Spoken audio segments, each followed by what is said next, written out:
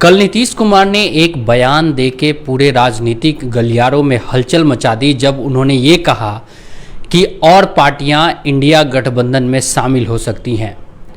और आपको जानकर ये हैरानी होगी कि बिहार की दो और पार्टियां इंडिया गठबंधन यानी लालू यादव और नीतीश कुमार के साथ हाथ मिला सकती है। तो इस वीडियो में मैं आपको एक एक बात बताने जा रहा हूं। उससे पहले निवेदन है कि आप इस वीडियो को लाइक जरूर कीजिए, इससे मुझे काफ़ी मदद मिलती है। अब आते हैं वीडियो के मेन मुद्दे पे। मुद्दा ये था कि नीतीश कुमार ने कल कहा कि इंडिया गठबंधन में और पार्टियां आ सकती हैं, साथ आ सकती हैं, यानी कि वो कह रहे थे खास तौर पे बिहार के मामले में। तो आप लोगों को एक बात मैं बता दूं कि एनडीए में अभी एक पार्टी शामिल है जिस पे ये शक बना हुआ है कि वो कभी भी नीतीश कुमार के साथ इंडिया गठबंधन में जा सकती है, और उसकी वजह होगी हाजीपुर की लोकसभा सीट। जी हाँ, मैं बात कर रहा हूं पशुपति पारस की, यानी कि जो चिराग पासवान के चाचा हैं, वो किसी भी वक्त इंडिया गठबंधन और नीतीश कुमार के साथ जा सकते हैं। बस वो इंतजार कर रहे हैं कि हाजीपुर सीट का अंतिम फैसला हो जाए कि हाजीपुर सीट उनके पाले में अगर मिलती है तो वो एनडीए में रहेंगे। अगर हाजीपुर की सीट अगर पशुपति पारस को नहीं मिलती है लड़ने के लिए लोकसभा चुनाव में, तो वो इंडिया गठबंधन के साथ चले जाएंगे। मैं आपको दूसरे भी पार्टी के बारे में पूरी डिटेल से बताऊंगा। उससे पहले हम लोग बात कर लेते हैं कि आखिर चिराग पासवान और पशुपति पारस और नीतीश कुमार के बीच में क्या गेम है। आप सभी को पता है कि आज नीतीश कुमार अगर इतने कमजोर दिख रहे हैं तो उसके पीछे ना तो मोदी की ताकत है और ना ही लालू प्रसाद यादव की रणनीति। एक 30-35 साल का लड़का चिराग पासवान ने नीतीश कुमार की पूरी राजनीतिक जीवन की जो ताकत थी उसको एक झटके में एक चुनाव में खत्म कर दिया। उसका नतीजा ये हुआ कि नीतीश कुमार चिराग पासवान से इतने रुष्ट हो गए, इतने नाराज हो गए कि उन्होंने इशारों में चिराग पासवान की पार्टी तुड़वा दी।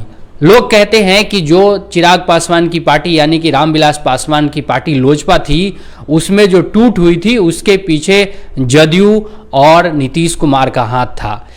नीतीश कुमार यहां ही नहीं रुके, उन्होंने चिराग पासवान को मंत्री बनने तक से रुकवा दिया। ये भी कहा जाता है कि जब रामविलास पासवान की जब मृत्यु हुई थी और जब उनकी पार्टी दो भागों में टूट गई थी तो बीजेपी चिराग पासवान को मंत्री बनाने का प्लान कर चुकी थी, लेकिन नीतीश कुमार की वजह से बीजेपी चिराग पासवान को मंत्री नहीं बना पाई। वजह यह थी कि बीजेपी बिहार की सत्ता से बाहर नहीं होना चाहती थी, वो नीतीश कुमार को नाराज नहीं करना चाहती थी।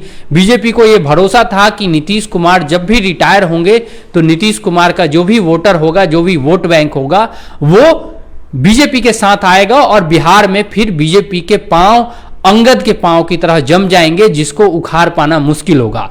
लेकिन नीतीश कुमार अपनी प्लानिंग से हमेशा सबको चौंकाते रहते हैं। तो जिस नीतीश कुमार के इशारों पे या फिर कहें जदयू के इशारों पे चिराग पासवान की पार्टी टूटी, अब उसी नीतीश कुमार के इशारों पे पशुपति पारस इंडिया गठबंधन में जा सकते हैं अगर उनको लोकसभा चुनाव में लड़ने के लिए हाजीपुर सीट नहीं मिलती है। तो वो मंत्री बने रहेंगे। इलेक्शन के ठीक 2 महीना पहले वो इस्तीफा दे सकते हैं और इंडिया गठबंधन के साथ जा सकते हैं। दूसरा एक नेता है बिहार की राजनीति में अहम, आज की डेट में उसकी अपनी पहचान है, पकड़ है, उसकी अपनी पार्टी है, नाम है मुकेश सहनी। कहा जाता है कि मुकेश सहनी के पास बिहार में जो सहनी निषाद बिंद मतदाता हैं, मल्लाहों के सबसे बड़े नेता आज की डेट में मुकेश सहनी माने जाते हैं। और मुकेश सहनी के बारे में आपको ज़्यादा बताने की ज़रूरत ही नहीं है, क्योंकि आप लोगों को ये पता है कि मुकेश सहनी लिखते ही हैं सन ऑफ मल्लाह। आप लोग ये बताइएगा कि क्या ये दोनों पार्टियां एनडीए में से, एक तो एनडीए में है और एक अभी इंडिपेंडेंट है, अभी उसने किसी के साथ गठबंधन नहीं किया है, लेकिन आप लोग कमेंट में बताइए कि क्या ये दोनों पार्टियां मुकेश सहनी और चिराग पासवान के चाचा पशुपति पारस नीतीश कुमार के साथ जा सकते हैं या नहीं। आप लोग कमेंट में बताइएगा, मैं आप लोग के कमेंट जरूर लूंगा।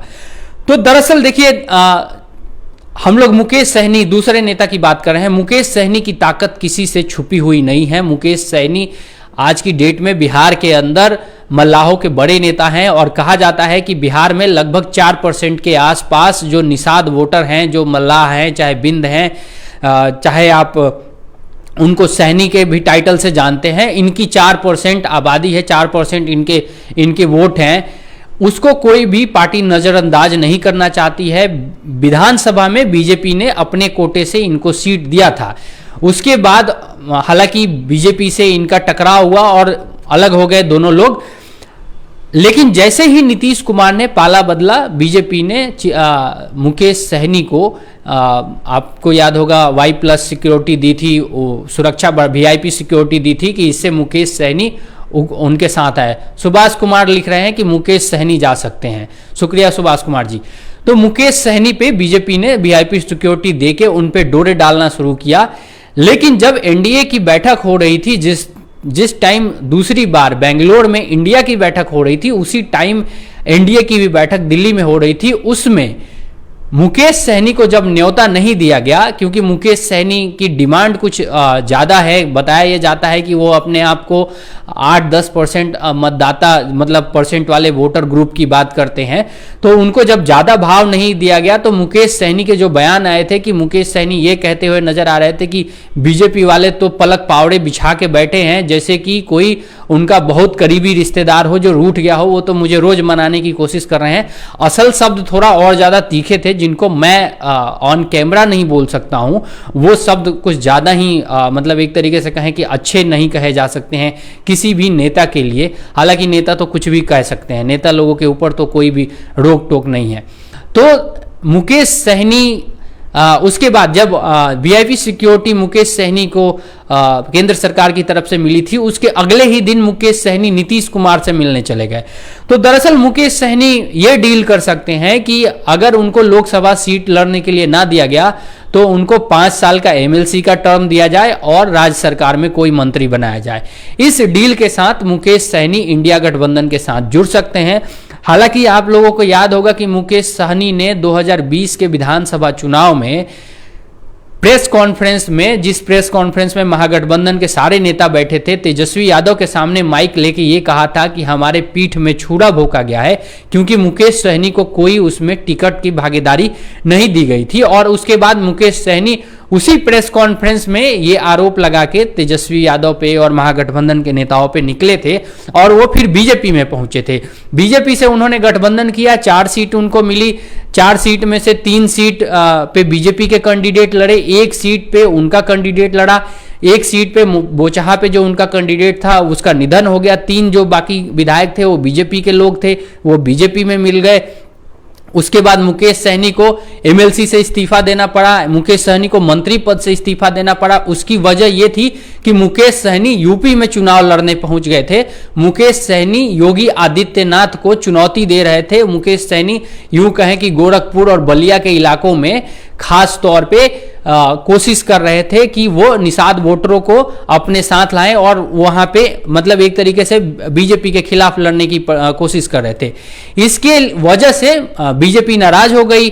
जाहिर सी बात है कि अगर आपका बिहार में गठबंधन है और आप वहां लड़ते हो तो एक पार्टी को थोड़ी सी नाराजगी होती ही है, इसमें कोई दो राय नहीं है। जैसे कि अभी अरविंद केजरीवाल की पार्टी आम आदमी पार्टी ने यह कह दिया कि हम इंडिया गठबंधन का हिस्सा हैं लेकिन बिहार में चुनाव लड़ेंगे। तो भाई किसके खिलाफ चुनाव लड़ेंगे? जाहिर सी बात है जो अभी सरकार में होगी उसी के खिलाफ चुनाव लड़ेंगे।